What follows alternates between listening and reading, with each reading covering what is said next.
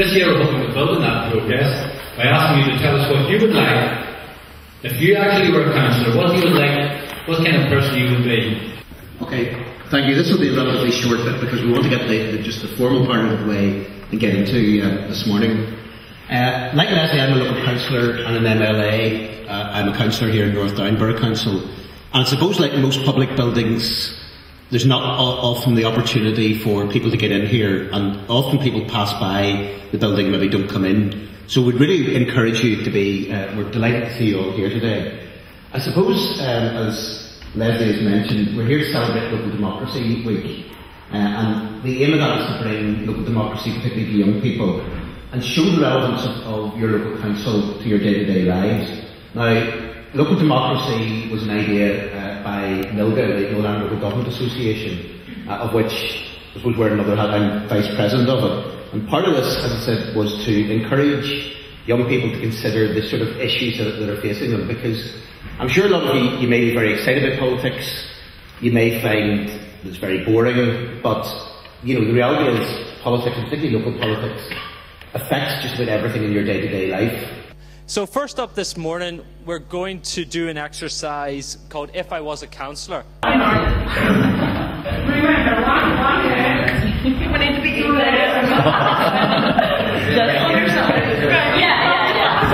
to back.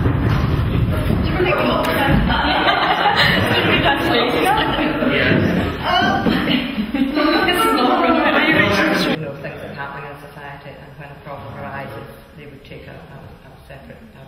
His head's kind of upside down, but we think our for a councillor would be a good public speaker, so he can put his views across of his constituents and stuff like that, and also a good listener, so he can weigh up both sides of the argument and listen to other people as well. The councillor also has to be open-minded, so they don't take their own opinions as much into consideration as the other people, and they have to be accessible so people know where to find them if they do have a problem. For our actions, we've said that we need more car parks.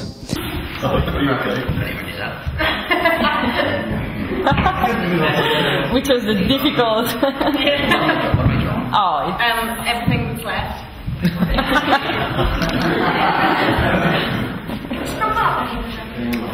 Straighten it up. Jack, lift your phone. Oh my goodness. Try and straighten people then. Straighten it. Right, so now we have our body. What characteristics? Here's the list. Or sort of corporate things on it. Alright. There's a lot of stuff. We need a councillor who has a good listener, but also can articulate our problems to other councillors. He needs to address the issue that Asda and other supermarkets don't let us have bags in, but people who are a lot older than us can carry bags, which seems a bit ageist. Places to socialise, to keep kids off the street from drinking. Youth centres, new leisure centres, such as a new one. Several of the qualities that a good councillor needs, including a 1980s cell phone, but he concentrates on things like cleaning up the streets of both litter and young people, and he will make places for young people to go in the evenings that will not cost a lot. He's got big ears for listening and a big smiley mouth from talking, and also a scar from fighting constituents off with a knife. He's got papers sellotaped to his arm, and on his stub hand he's got a diary for his 5 meetings a day.